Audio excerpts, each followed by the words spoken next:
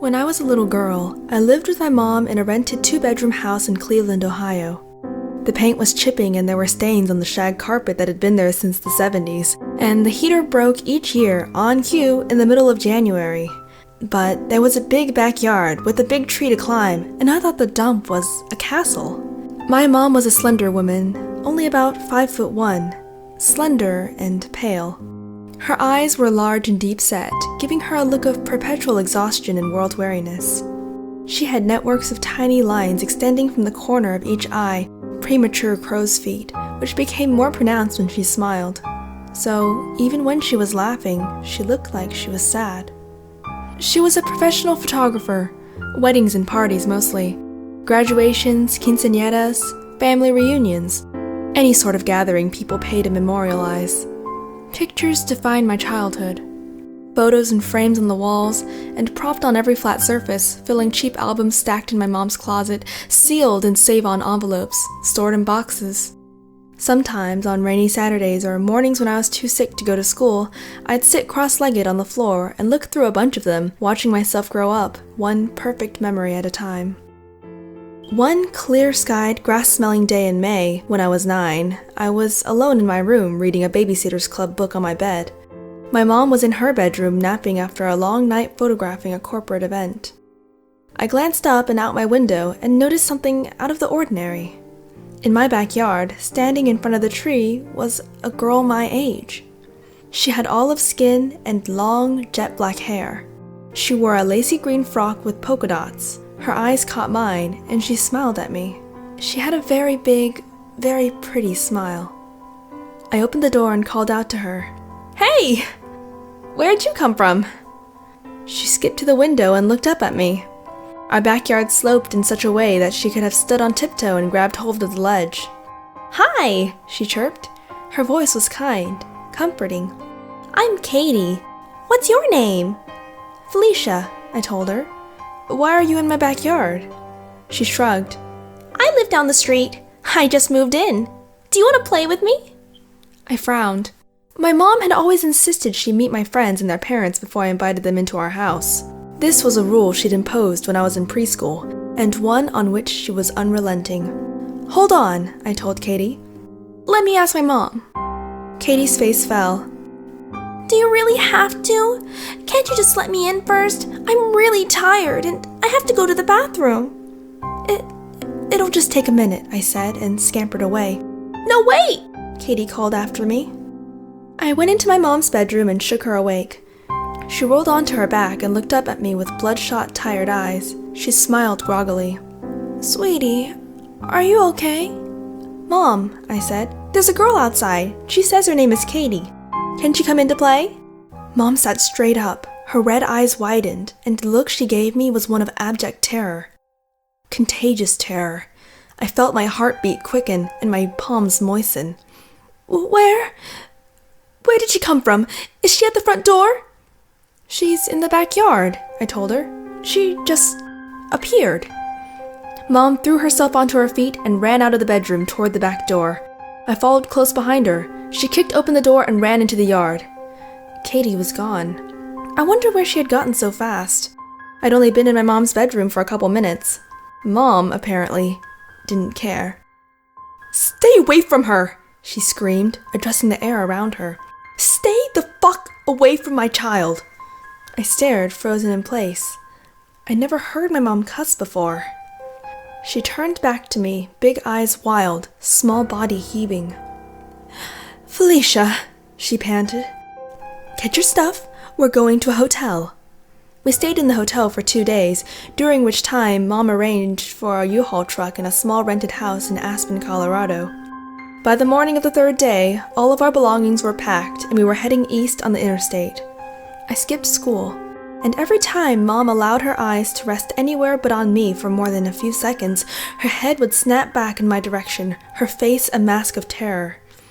It wasn't until we were on the road that she started to relax. Aspen was nice. I liked my new school, and Mom was hired as a staff photographer for an upscale banquet hall. I asked her a million times why we had to move. Not even move. Flee, in the dead of night. And I think she gave me a million different answers. She was sick of Cleveland. Aspen had a lower crime rate. Work was steadier here. Lots of nice hotels hosting fancy weddings. Not once did she mention Katie or her outburst in our backyard.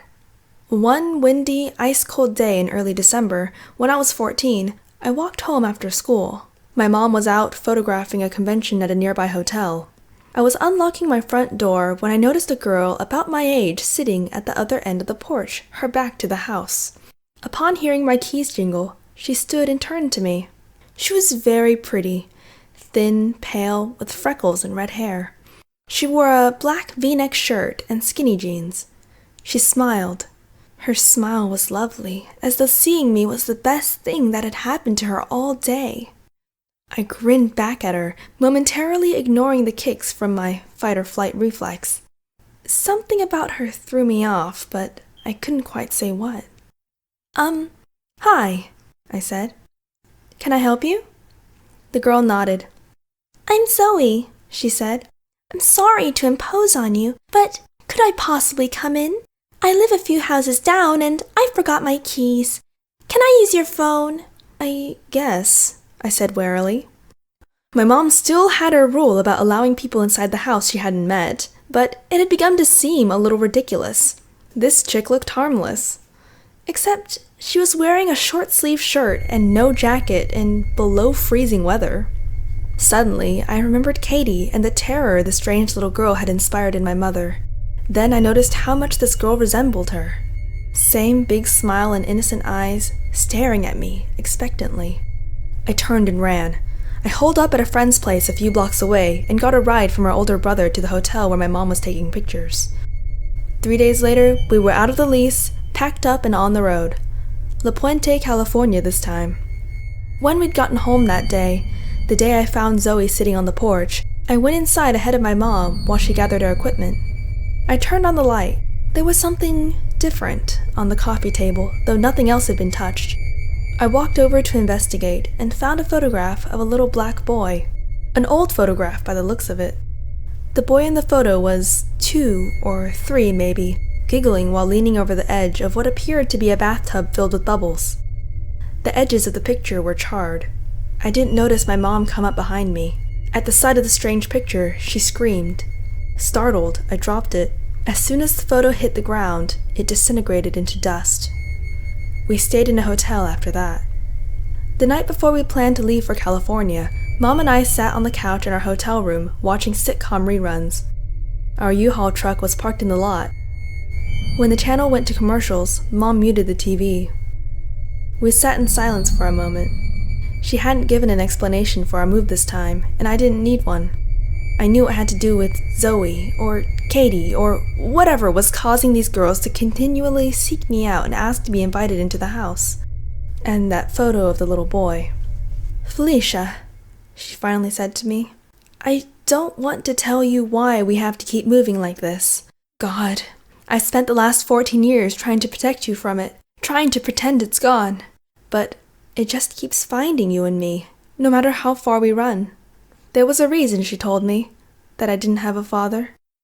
Or a grandmother, or grandfather, aunts or uncles or cousins. Why, all of our acquaintances and our few friends had only known us since I was 6 months old and we moved to Cleveland.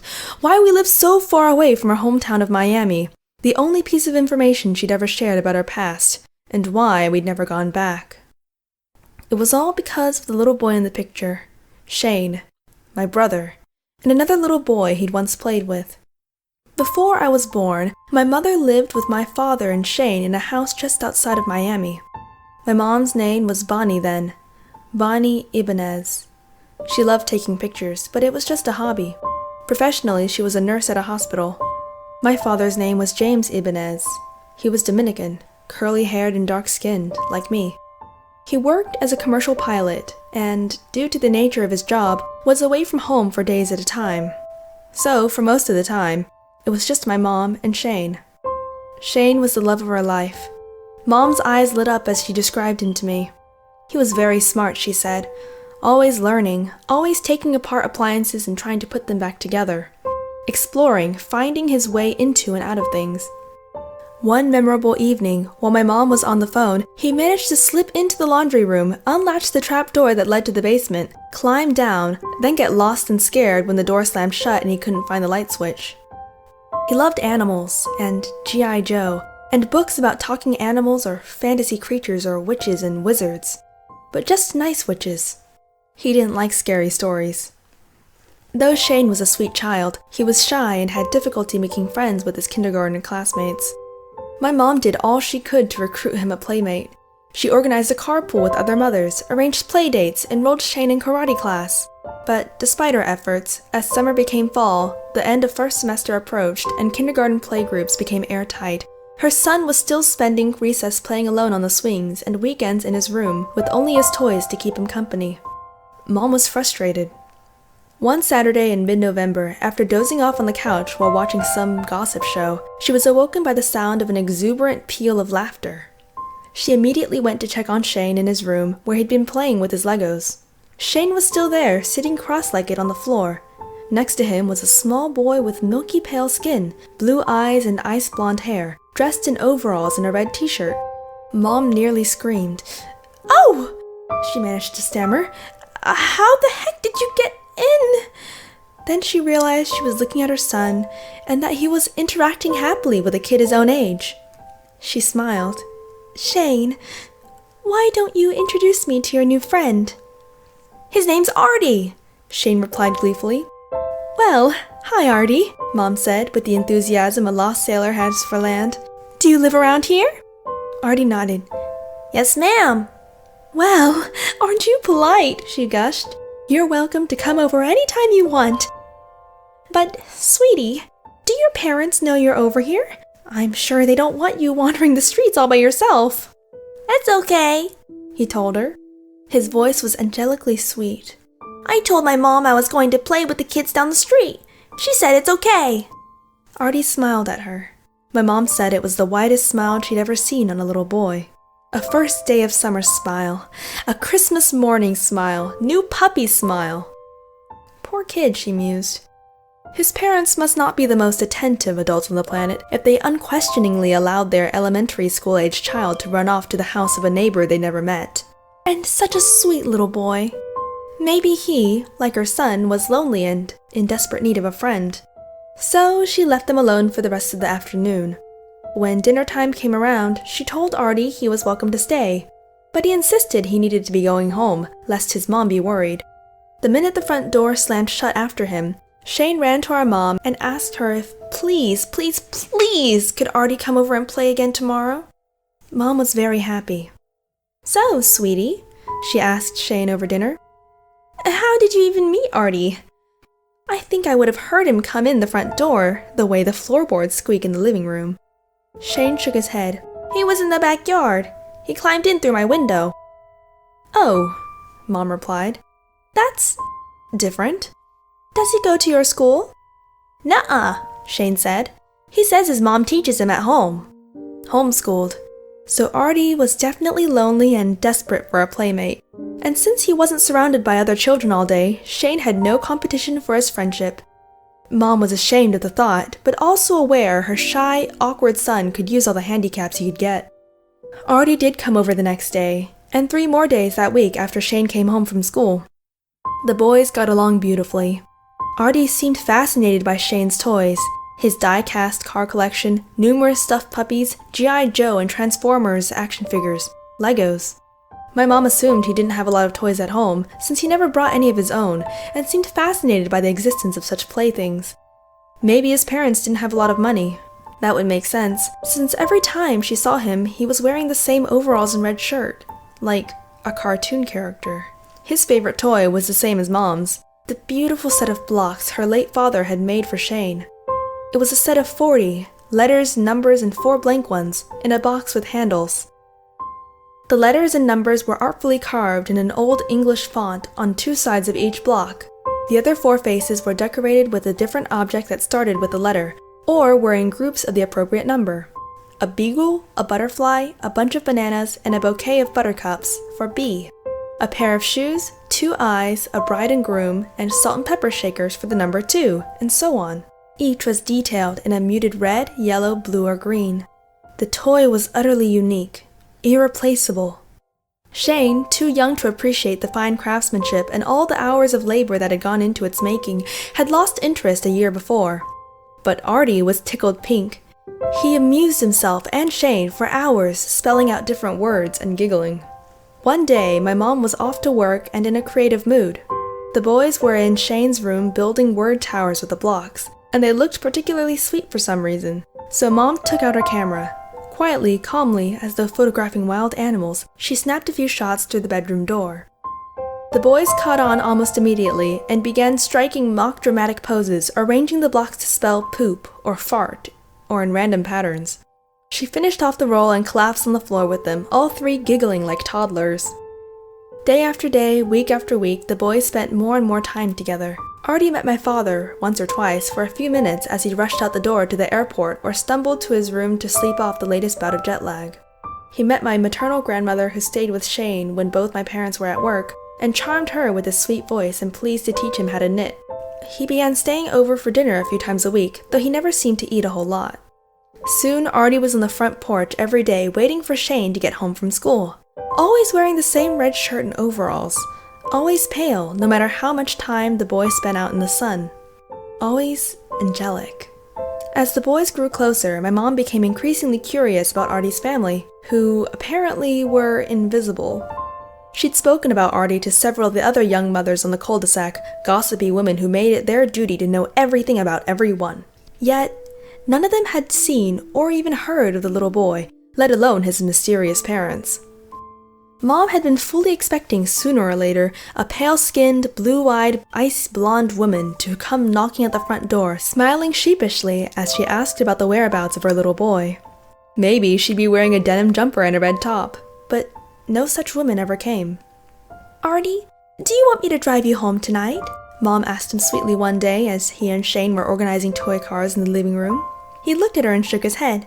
"It's okay, ma'am." "Are you sure, honey? I'd like to meet your mommy. Let her know her son's not spending his time with a bunch of crazy people." She giggled. Artie's blue eyes flashed. His smile dropped. "You can't, ma'am." He shook his head exaggeratedly. "Mommy's sick. She doesn't like seeing people." With that, he turned his attention back to Shane and the cars and responded to any further inquiries about his mother or offers of a ride home with the same exaggerated shaking of his head. My mom dropped the subject. Then, day by day, one small adjustment at a time, Shane began to change. First, he stopped letting Mom touch him. When she'd extend her hand for his to cross the school parking lot, he'd let her take it only reluctantly and with a pained, nearly vicious look on his face. He'd stiffen like a board when she put her arms around him. The jingling of her keys, which had once summoned Shane like a lonely puppy, now only inspired a languid look in her direction from whatever unseen point in space he was staring at. Then he stopped eating. He and Artie sat side by side at the dinner table, stirring their food around their plates, lifting their forks without taking a bite, throwing dull-eyed glances at one another when they thought Mom wasn't looking. She was sure Shane had been throwing away his sack lunches at school. Whenever she offered him any food, he'd invariably reply, "I'm just not hungry, Mom." Finally, he stopped talking. After dinner, he'd retreat to his bedroom to do his homework, where he'd stay until Mom knocked on the door and told him to take a bath. When he'd finished bathing and putting on his pajamas, he'd shut his bedroom door, turn out the lights, and close his eyes. No story, no kiss goodnight. He only spoke when responding to direct questions, and with as few words as possible. When he didn't have to wake up for school in the morning, he'd lie in bed until early afternoon, until Artie came over to play. And the way Artie and Shane interacted had changed as well. The boys no longer played in the yard or chased each other around the house. Instead, they'd retreat to Shane's room immediately and stay there all afternoon with the door closed. When my mom would check in, she'd find them sitting peacefully on the bed. Sometimes, when she'd listen through the door, she'd hear things being moved about and clinking together, possibly Shane's cars. But whatever it was they were doing in there, they did it neatly. When Artie would finally leave for the night, the room would always be in the exact same condition it had been before Shane had come home from school. My dad assured Mom that Shane was just going through a phase, and for the time being, she chose to believe that because she had to. My grandmother was ill. She had been living quite effectively with diabetes for years. Then, out of the blue, her kidneys had failed. One sister moved home to live with her and take her to dialysis, but my mom was left to deal with her bills and legal documents and health insurance. One day, stressed and tired and getting a headache, she pushed aside the pile of pension documents she'd been analyzing at the kitchen table. Might as well see what the boys were up to. As she approached Shane's closed door, she heard muted giggles. She pressed her ear to the wood. Mumble, mumble, maybe. She'd get really mad. The mumbling was definitely Shane's voice, but my mom couldn't make out exactly what he was saying. Then Artie spoke.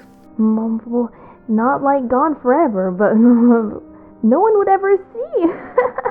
She leaned on her right foot. The floorboards squeaked. The voices behind the door fell silent. Quickly, like a child caught sneaking a cookie before dinner, she scampered back to the kitchen table and made herself look busy. Shane's door didn't open. She was in the clear. But something about what she'd heard had unsettled her. A small part of that unease was due to the odd content of their conversation. It was also strange that she couldn't understand most of what they were saying, despite being only a few feet away.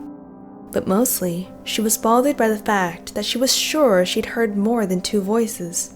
That night, she waited until Artie was out the door, then tried to have a conversation with her son. She caught him in the hallway between the kitchen and his bedroom. "Shane, sweetie," she began gently, "what do you and Artie talk about?" He turned to her and shrugged. "Stuff." "I know that," she said, a little more demanding. "What kind of stuff?" "Places he likes to go." "Oh!" My mom smiled. "Like Chuck E. Cheese? Or McDonald's?" Shane shook his head. "No, special places. There's other kids there. He's gonna take me there soon." "Oh, okay." Mom had no idea how to respond. Shane, done with talking, slipped into his room and closed the door. There was something strange about the way he said that. "He's going to take me there soon," not "can we go there?" As though he had no choice in the matter, and as though she had no choice in the matter. The next evening, Mom worked the graveyard shift. Artie left around 7, as she was putting her hair in a bun and grabbing her car keys. She watched his small red and blue clad form stride purposefully out the front door, and she decided to follow him home. She waited until he was a few car lengths ahead of her, going east towards where the street dead-ended. Then she stepped on the gas with her headlights off, driving very slowly, focused on the little boy's blonde head bobbing up and down. He made it to the dead end. Mom braked. He kept on walking around the circular sidewalk until he was heading west. That was strange, she thought. Why hadn't he just crossed the street in front of their house? Then he stopped. He turned around and saw my mom's car. He looked her in the eye. Startled, she stepped off the brake pedal and let the car roll forward. On his angelic face, she said, was the most hate-filled expression she'd ever seen on a living thing. He turned away and made a beeline for the house right in front of him, a small white one on an unkempt lawn and empty driveway. The door was embedded in a dark alcove, and my mom couldn't see it from the car. Artie walked into the alcove and was swallowed by the darkness. Mom assumed he'd entered the house, but no lights were turned on. He considered going in after the little boy. Whatever his living situation was with his unseen mother, it obviously wasn't ideal for a small child. It was well after dark, and he was coming home to an empty, unlit house. But there was something about that look he gave her, that insipid, ugly glare. She felt nauseous thinking about it, so she made a U-turn and drove to work. It wasn't until she was at the hospital parking lot that she noticed the goosebumps on her arms and the whiteness of her knuckles from grasping the steering wheel. An hour into her shift, Mom got the call from her sister. The skin around their mother's catheter had been reddish and tender for a couple days. She thought it was just a rash, but that night my aunt had found my grandma unresponsive on the floor. She'd been rushed to another hospital in town. By the time the ambulance pulled into the ER, Grandma had flatlined. Septic shock. It was only coincidence, my mom decided, that her mother seemed to have collapsed at exactly the same time Artie fixed her with that disgusting glare.